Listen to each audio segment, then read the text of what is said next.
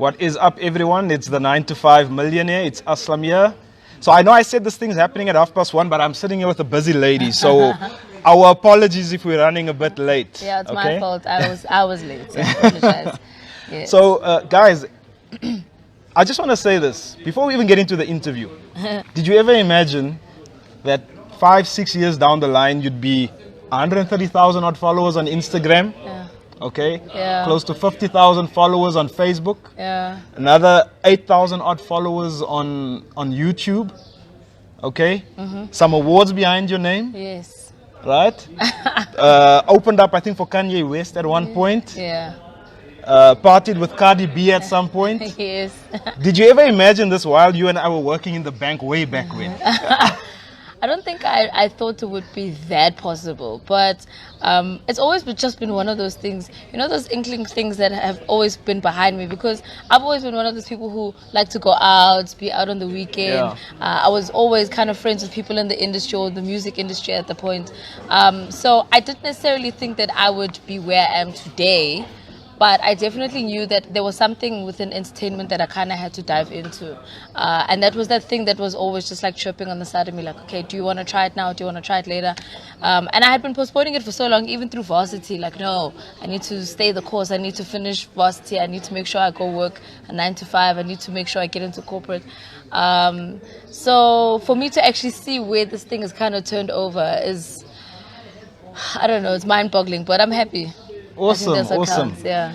Okay, so guys, now the introduction comes. This is my friend Noni. You know, most people know her as Miss Cosmo these days. I've seen her on Channel O, and I remember sitting at home the one day Channel O comes on, and I know this girl over here, you know, because we used to work together at some point. And you know, I asked her to come through and, you know, just have this interview, because the 9 to 5 millionaire is all about helping people realize their dreams. You know, coming from a corporate world, myself and Noni over here, you sit there, you have these dreams. And for some people, they sit in a corporate job, sit behind the cubicle, they have the dream, but sometimes they don't have the courage to go and pursue that dream, right? Okay? So I thought she'd be the perfect candidate to basically, you know, just share some of her story, what she's been through. I know some of her struggles that probably a lot of people don't know that she went through before she went from, you know, banking into corporate, into the music world. And it wasn't an easy journey, right? No, it wasn't. Not an easy journey, right? No. So I think where we want to first go to is maybe tell us a bit about your background, where you started, where you grew up, and you will kind of transition into the rest of the story. Okay, so I was born and raised in Johannesburg. I went to Branston Primary, Branston High School. And from that, I went to UJ to go and study finance. That's how I found myself applying for the graduate program, which got me into ABSA. So that's where I started working with Aslam here in the property department. And I think getting that type of a background was really good for me, because it kind of grounded me. It got me into a more professional space. It got me into a place where I could take myself seriously as a person, as an adult. And things I think at the time were also just a little bit difficult, because yes, I had gotten a good base of education, because my dad was able to kind of afford little things like that. But things kind of turned around when I started working at ABSA, because my mom had then just recently been retrenched when I first started at the bank. So that meant I had to kind of take on certain responsibilities and be the head of the house and look after certain things, where I now had to sacrifice this first salary that I was getting, thinking, I can go and party and blow money and do nice things. Meanwhile, I have to now be an adult and think about how I'm going to pay for groceries, pay for certain household expenses, make sure that petrol is sorted, that we have a car, that I've got medical expenses and things like that for my mom. So it hasn't really been that easy. And obviously, getting into the story a little bit more, we're going to get into how things kind of flipped for me as well when I was at the bank, and for me to kind of be where I am now. Awesome, awesome. And tell me, you went to university, obviously. Yes. So you got your degree. Yes. What did you study? I studied a BCom Finance, Investment and Finance. And with that, I also, funny enough, I started in 2006. I was supposed to graduate 2008, but then I failed one module.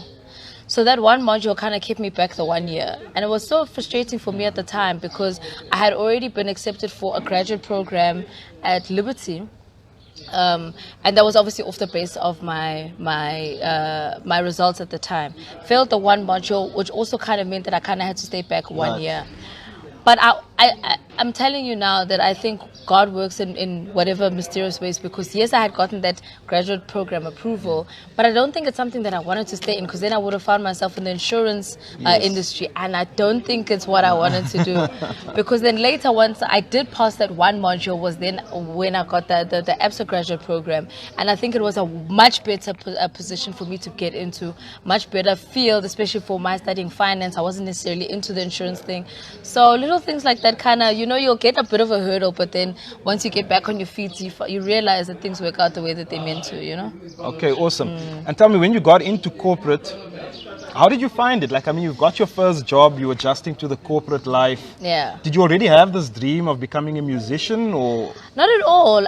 Okay, so being in the graduate program meant I was there to learn. So I was a student, wasn't necessarily working as such, didn't really have clients. Yeah.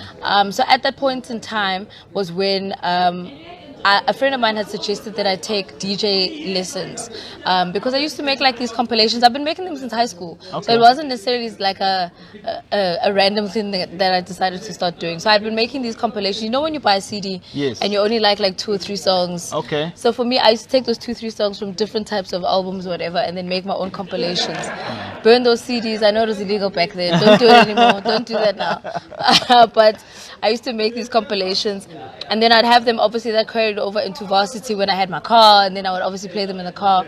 Road trips, things like that, braais, I would always have to then bring my CD pack. So a friend of mine then suggested that, hey, why don't you get into DJing? You clearly have an ear for music. You select all the right songs. We always want you to bring your CDs. Yes. And at that point, I was like, And obviously also for me, I was also just a bit weary, because I knew it wasn't like a stable career to get into. I knew very well that my parents wanted me to get into something stable as well. Obviously with my dad having paid for my education, I couldn't have done finance for 3 years just for me to say, thanks, bye. Do you know what I mean? Exactly. It's very difficult. Yes. So at this point when I'm now in the graduate program, I was like, okay, well, I'm not exactly working.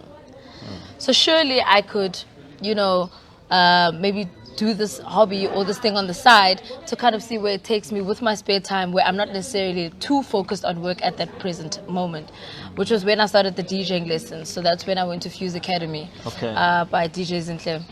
Took a couple of lessons there.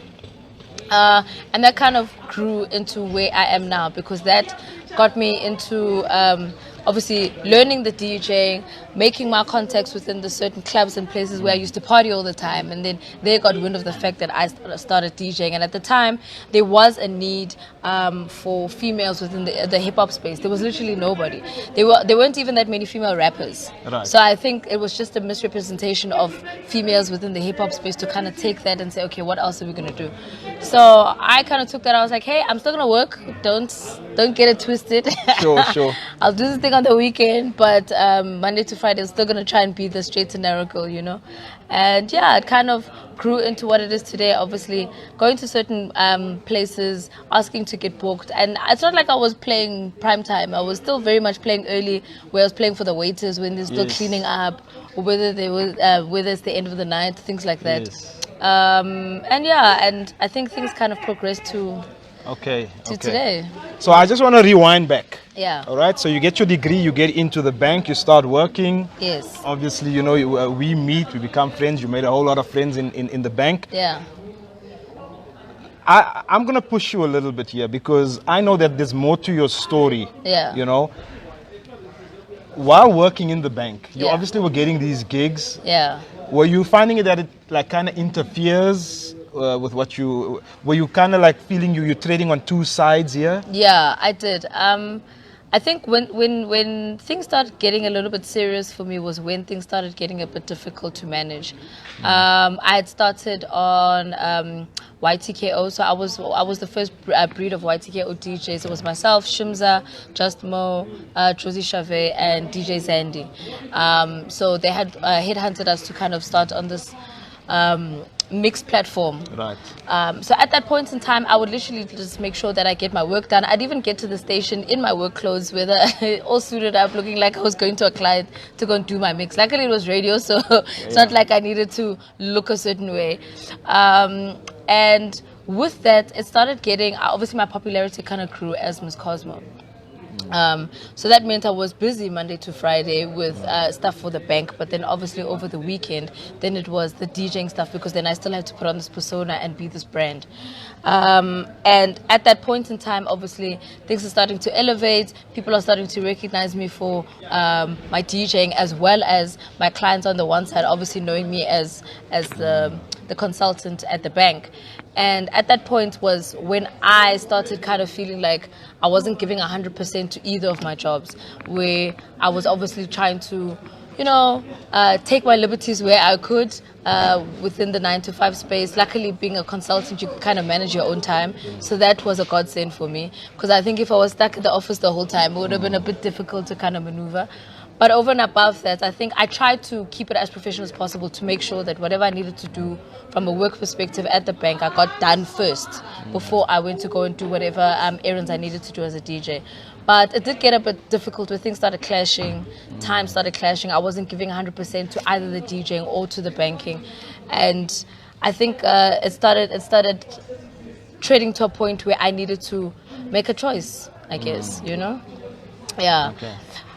And were you getting any pressure from the bank in that respect, in terms of what they wanted from you, where they wanted you to be? Yes. Because I know I was feeling like that. So yes, yes, I was getting pressure, obviously, because once the bank started getting wind of the fact that I was doing other things on the weekend, I think people started getting a bit uncomfortable. I'm not too sure if it was a reason because they didn't want me to have other opportunities, or maybe they were weird about the fact that I was this young black girl in this big corporation who was kind of doing big things. And if you can remember, when I was working there, I was one of 2 black consultants who was in our team. And I think it was also just an expectancy for maybe the black people in our team to be product support and not necessarily be consultants. And for me to kind of be in a position like that was always kind of ruffled in the weird way, because I didn't have the experience. I think a lot of people kind of felt like, who's this little girl who's just coming in and taking the job that we've worked so hard to get but we're not getting? Do you know what I mean? So there was all of those feelings around, but I kind of just negated it, because I was like, look, at the end of the day, this is what I was offered. I'm not going to say no to a job, Okay, sure. Then the pressures obviously came in from management with regards to how I was managing my time, and I think they felt that maybe I was kind of slipping at certain points. But at that point, I was still managing my work, because at the end of the day, I was still meeting my targets, I was still meeting my clients, I was still getting to work. Maybe I was getting a bit more tired with regards to my energy levels, but Sure. I didn't let that affect my physical work itself, because Yes. that I always tried to make sure was on point, whether it means I was working overtime and staying at the office a little bit later to make sure my admin was done and things like that. But yeah, there were certain pressures. I mean, even to a point when I tried to even declare my second income, Yes. so that I could get a bond approval, and that was declined because they didn't accept the fact that I had the second income coming in. I don't know whether they felt I shouldn't be receiving it, or whether Yes. it was a little bit more than what they were paying me, because I did get to a point when I was DJing and I managed to start making my monthly salary from the bank within a weekend. Guys, this here is a key point, right? This for me, this is a key point, and that's why I've been prompting her, because in these corporate environments, they would normally say that you need to declare your incomes, and normally there shouldn't be an issue for them to approve Yeah. a second income, provided it's not a conflict of interest, that Yes. you're not doing something similar to what you should be doing in the bank. Yes. I mean, you were in the music industry and they were not accepting your second income, you're saying. So already at that point, I kind of felt that I was being sidelined, because there was always questions and hoo-ha about what I'm doing, how I'm doing it, how I'm getting it done. And I was like, but guys, it's not affecting what I'm doing here. Why should that always be the issue? I remember I even got certain conversations happening behind my back, even when I started traveling, because at that point, obviously for me, now I have a job, I've got money, I can afford to go and leave like everybody else. Just because I choose to go on leave overseas as opposed to staying in Cape Town or maybe Durban, I don't know if that kind of ruffled some feathers, but that also kind of made people uncomfortable. I was like, but why can't I live my life with the money that I'm receiving? I'm working for it. Yes. It's not like it was handed to me to say, here you go. Do you know? So it was just those little difficulties and uncomfortabilities that kind of happened. But it spiraled into a very weird relationship with myself and our manager, where we were constantly at a tug of war with regards to what my responsibilities are, to the point where he basically allocated me a babysitter. Where nobody else had a babysitter, but he felt I need a babysitter. And I felt that was also a little bit unfair, because he possibly came to the conclusion that I wasn't necessarily meeting my objectives in my job, but it was very difficult for me to also kind of maintain. If you remember, I was doing all of the small business applications, which were far more than what some of the other consultants were kind of managing. So for me to handle such a big portfolio by myself, I was doing the whole province by myself, not necessarily split up, which was difficult, because the same amount of work that goes into my application was the same amount of work you had to put into yours. Maybe the difference was that it was just a bit of a smaller amount, or maybe just something that we could process a little bit faster through credit and things like that. But the documentation was pretty much the same. So he assigned this babysitter to me because he felt maybe I was slacking in my work. Meanwhile, I'm the only person who has to do all this job, but that's neither here nor there. And with that babysitter, he kind of felt he was looking out for me, but I felt it was more micromanagement than anything, to the point where he even set up morning meetings because he felt that we were all taking our liberties. Right. And that we were arriving late for work, or whatever the case is. But I'm like, but the work is done. The work's done, yeah.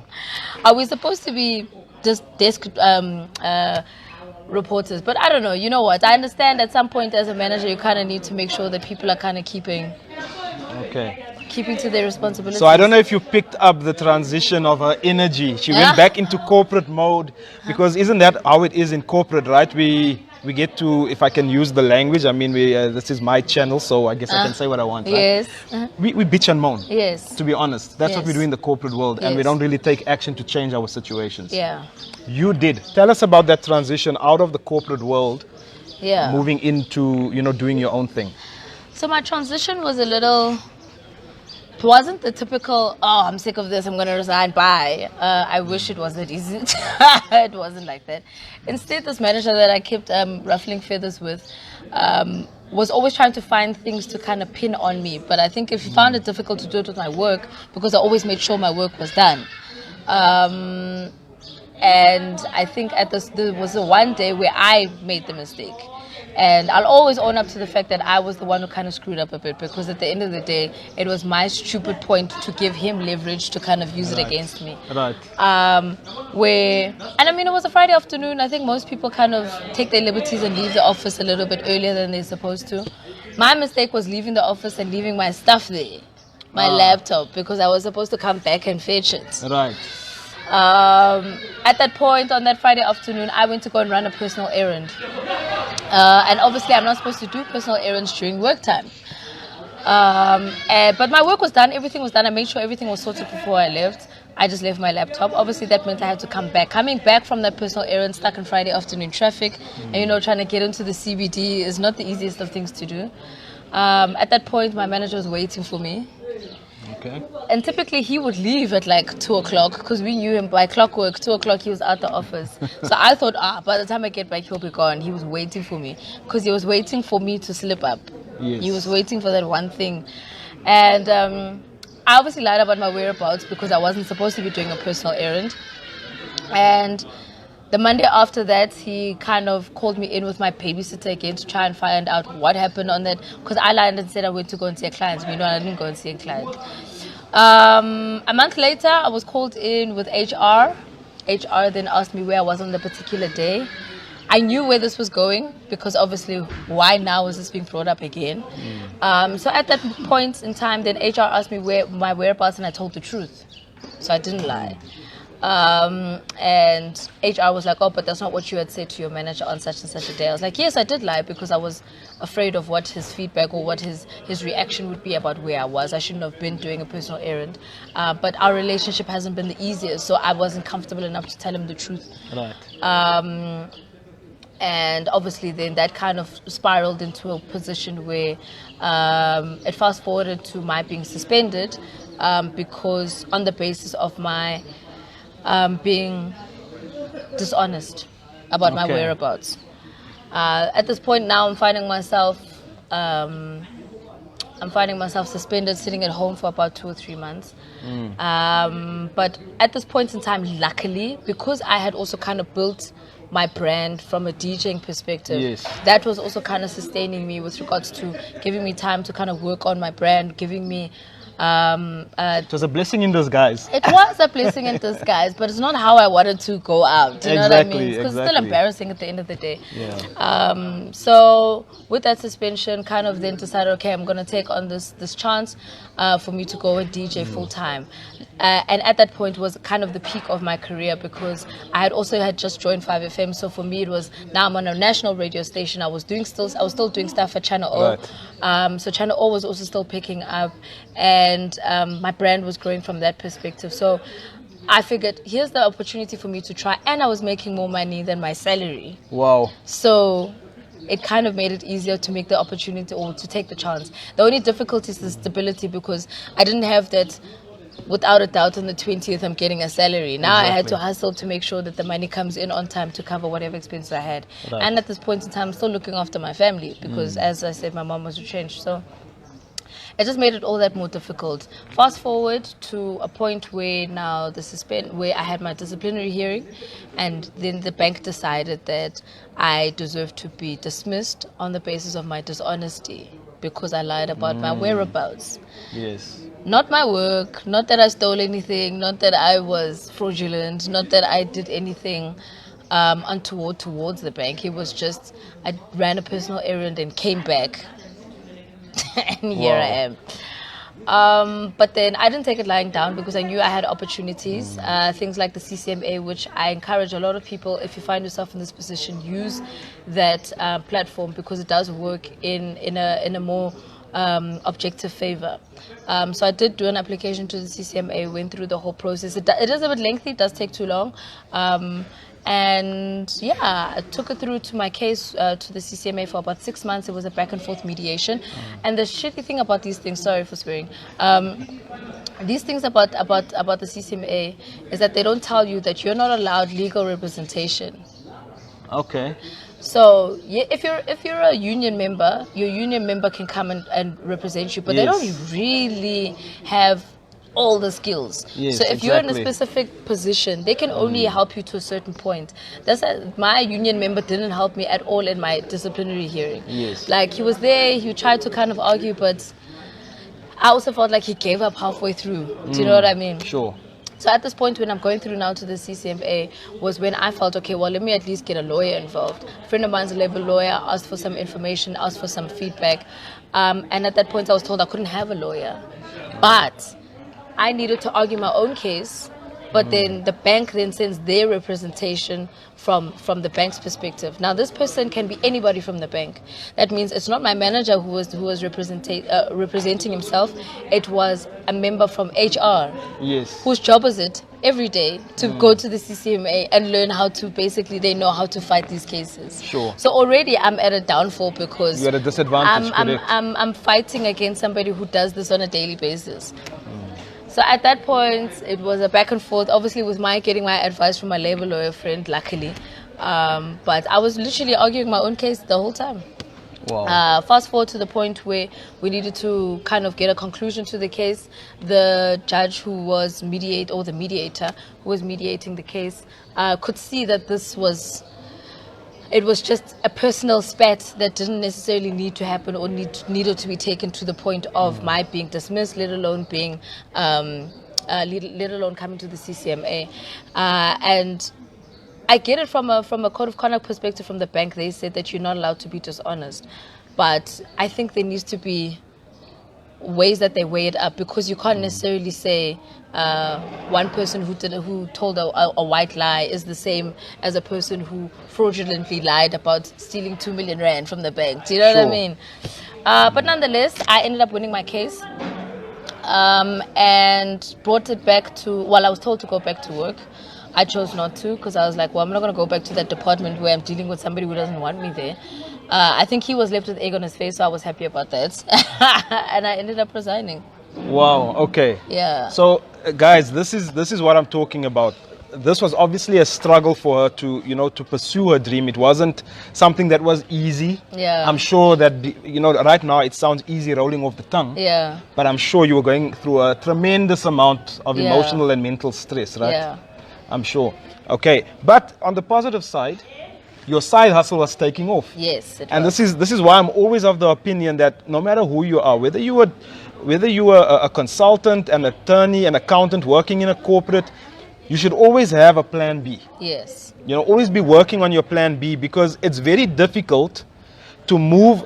Imagine if you'd only thought about getting into DJing at the point where you were leaving the bank, and Yeah. you'd never ever touched it before. Yeah. Do you think you would be where you are now? Would it have been easier or No, more it difficult? definitely would have been more difficult because the foundation that I had built was what allowed me to take that leap. I probably would have found myself having to go back to the bank, Yes. even though I was told, well, obviously after winning my case, I probably would have had to go back and work with the same manager who tried to get me out. And that would have been extremely uncomfortable because obviously I would have been under scrutiny the whole time. But I'm glad that I did the foundation at the beginning stages because that gave me those 3 to 4 years for me to build myself before that push kind of happened. You know what I mean? For me to actually leave the bank. So Okay. it was good timing, I think, also with regards to what I had kind of built over the years to get me to where I am now. Okay, awesome. Yeah. So you leave the bank, you get into your full time, you went Yes. into DJing, obviously, you started doing that full time. Tell us a little bit about that story. Like, what did you do immediately, From there, obviously, now the difficult part, like I mentioned, was knowing that you're not getting a steady income. Stable income, So sure. the stable income is the difficult part because we become so accustomed to on the 25th or the 20th or the 31st of the month, I'm getting a salary. Whether I work my hardest or whether I just sit at the desk and do nothing. Now, I'm getting into a point where I have to change my mindset, where I have to wake up every day like an actual person who has a 9-to-5 job and think about where am I going to make my next income, whether it be brand alignments, whether it be gigs. I needed to pick up the phone and start calling promoters to tell them my availability. I needed to make sure that people pay on time because the difficulty also about being an entrepreneur is having to chase your money. Sure. You automatically turn into a debt collector.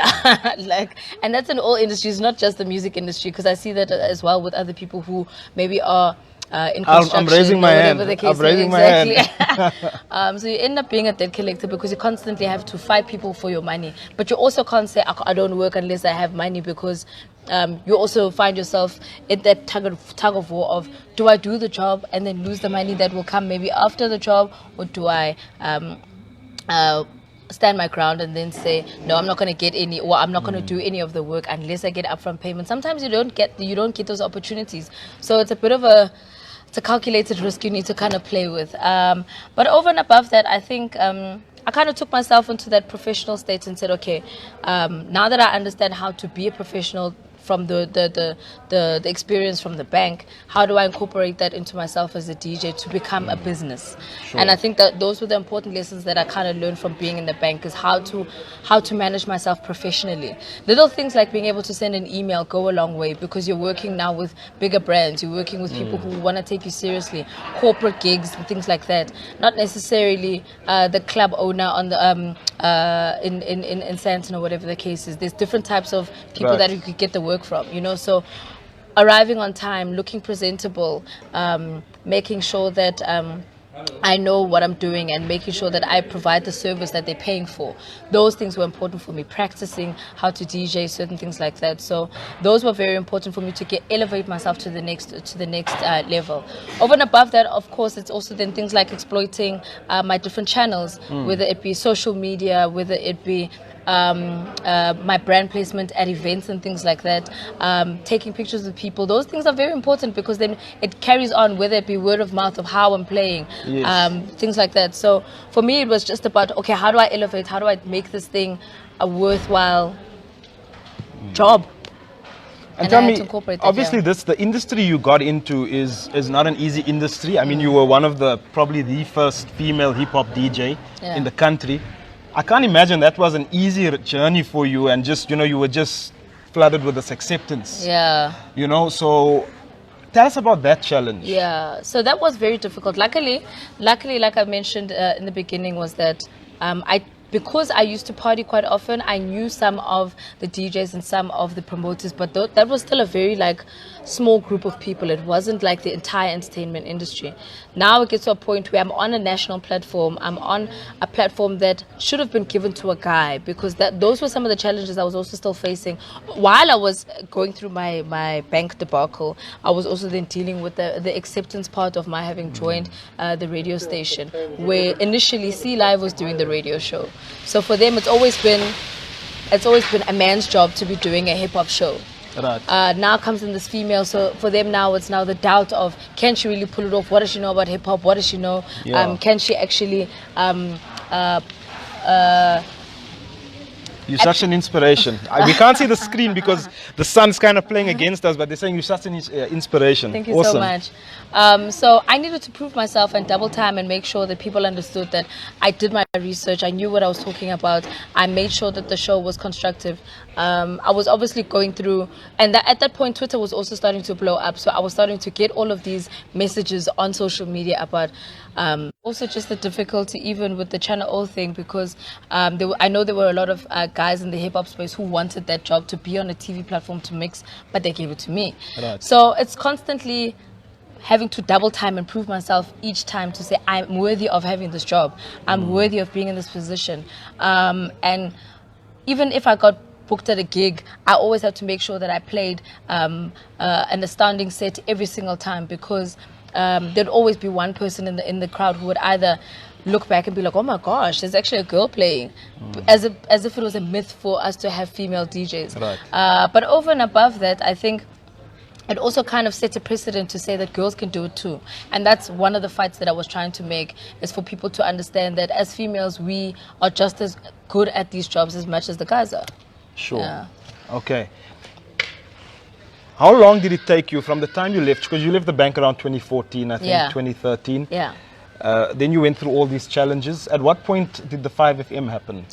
5FM happened just before my suspension, actually. It happened, it was April 2013. And then my suspension happened end of May 2013. Okay. So it was round about that time. So I think also for my having joined the radio station just also kind of helped with regards to, okay, well, clearly things are going down the pits on the other side. Let's work on this Always one. have a plan B, guys. I just want to say this. It's slightly off topic, but well, not off topic. It's on topic. Just before the two of us met earlier, someone actually sent me a message, and I'm not going to mention his name, but he said that he'd been working for this company for about 13 years, and he'd just been retrenched, and it was really unexpected. And I said, that's the corporate world. There's no guarantees. Hence the reason why, anyone that knows me, anyone that has ever spoken to me will tell you Aslam is all about side hustles. You got a job, get a side hustle, because you never know what's waiting on the other end, right? That's so true. That's so true. Even now, even at my position where I might be a well-known hip hop DJ, I'm constantly having to think of other ways to make money, because Can you share that some of that with us? look, at the end of the day, you'll always have to kind of think outside of the box, because you're constantly having to look for people to pay you on time.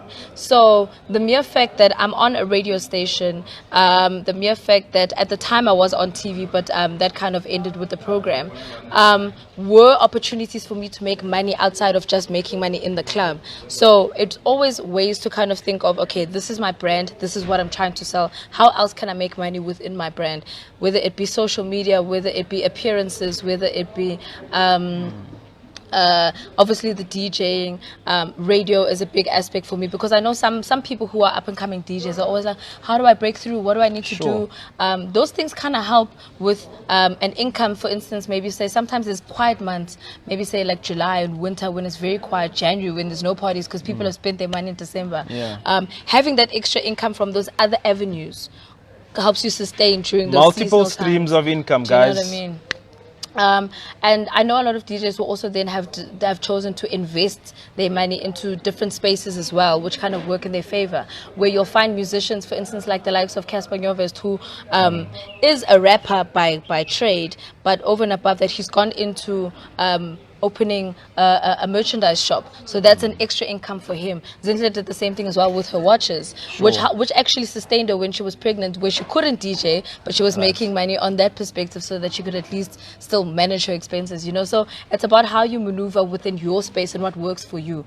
It doesn't always have to speak to it either. I mean, I know a lot of people, for instance, like Sizwe Romo, who also went into property investment, even though he was still on TV and radio and doing other things. So euphonic as well. I exactly. think he's in property as well, yes, right? yeah. Okay. So it just works with whatever interests you at that point in time and how you can kind of make it work for you. Yeah. Okay. Awesome. Okay, I think maybe just speak a little bit about, I know that you've moved, because then you went DJ, then you went obviously 5FM, yeah. Then you transitioned into, what came first, music producer or hip hop artist? What came first? I'm not a hip hop artist, firstly, start there.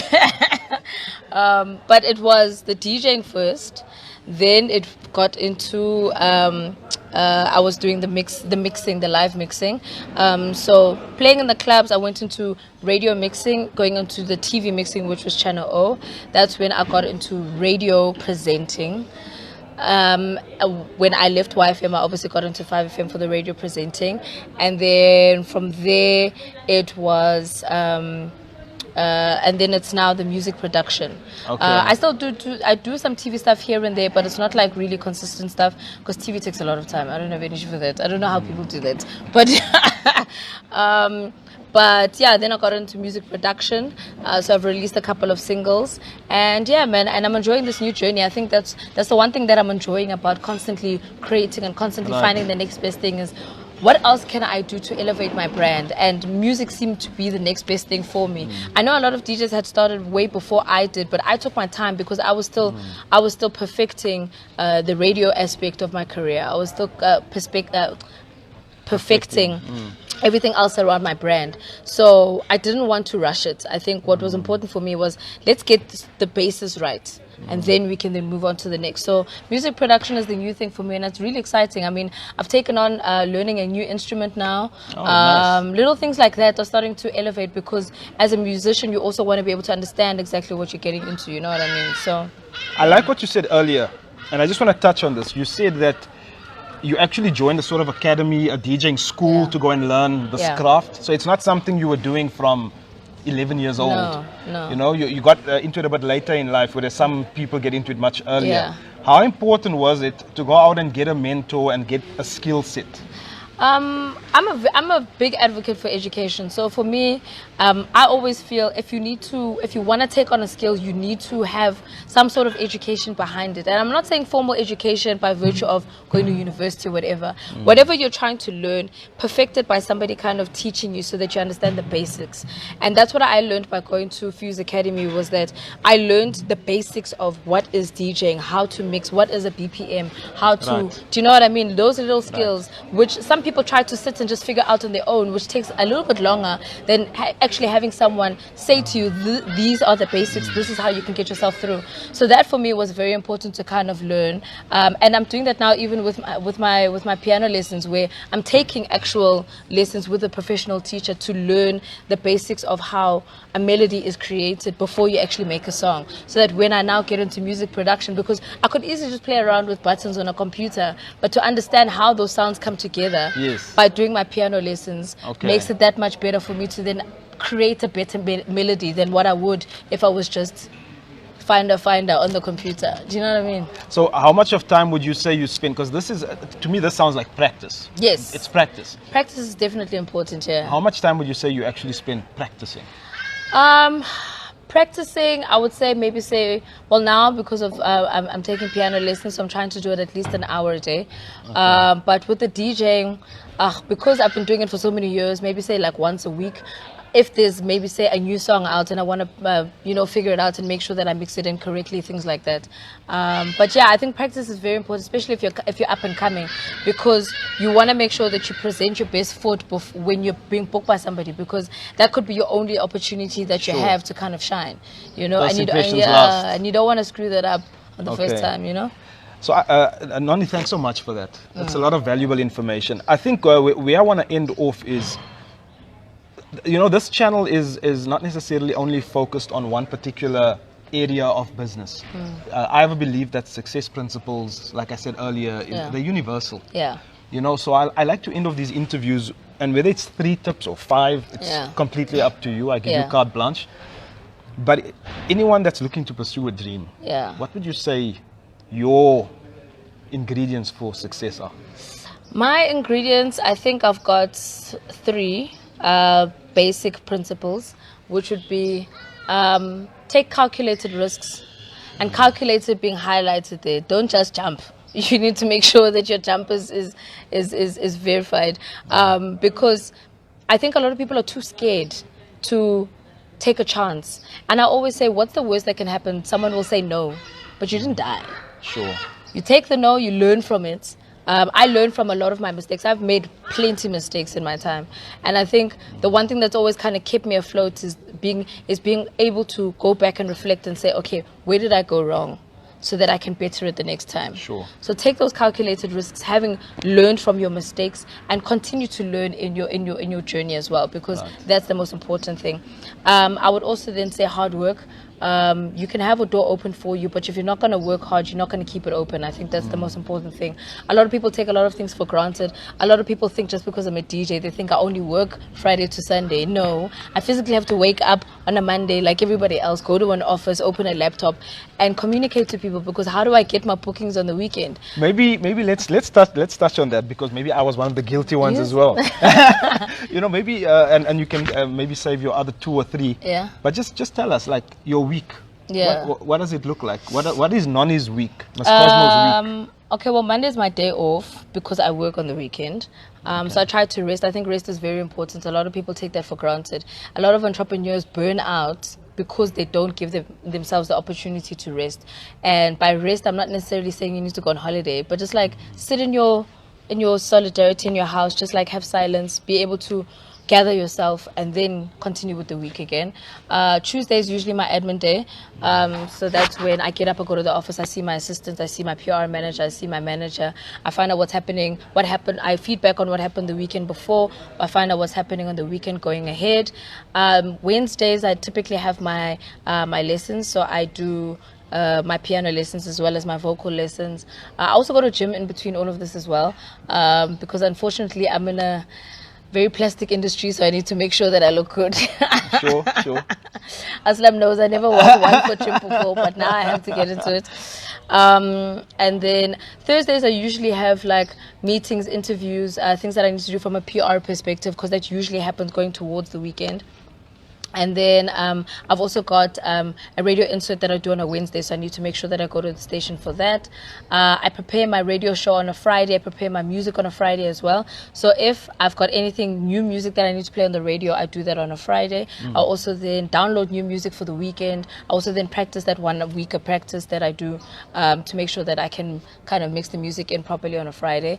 And then it's the weekend. But then in between all of that, it's also just other things that come up, whether it be brand meetings, whether it be interviews like I'm having now with Aslam, whether it be whatever the case may be, that always kind of fits in between the schedule. But those are like my standard weeks. And then the weekend, I'm always just traveling and gigging. I always travel out of town. This weekend's going to be quite a heavy one. I'm doing a lot of gigs this weekend. I'm going out. I'm usually in like the Free States. I'm going to Valcom. I'm also going to Geluksoord, which I think is in the Northern Cape. I'm going to Polokwane on Sunday.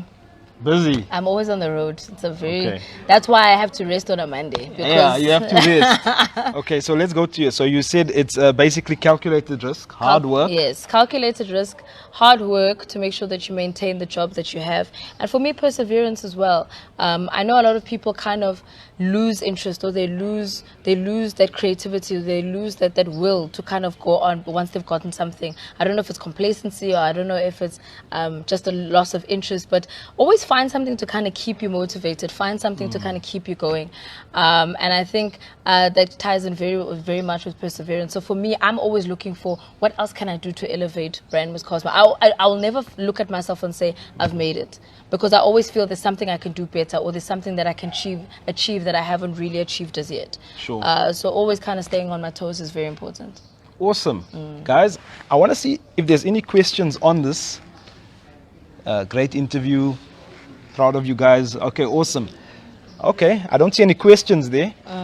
If you did have any questions for Miss Cosmo, maybe pop them up. I'm sure she'll have a look at this video afterwards to see how the sun is shining all over us over here.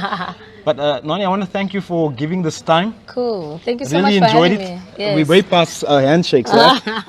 That's so true. I hope you guys enjoyed it. If you enjoyed this video, share it with a friend, tag a friend in it, put it on your page. If you found inspiration, drop a message below, and we'll see you guys on the next video. Have an awesome weekend, and I hope the gigs keep on coming. Yes, let's hope so. I'll keep Awesome, praying for this. awesome.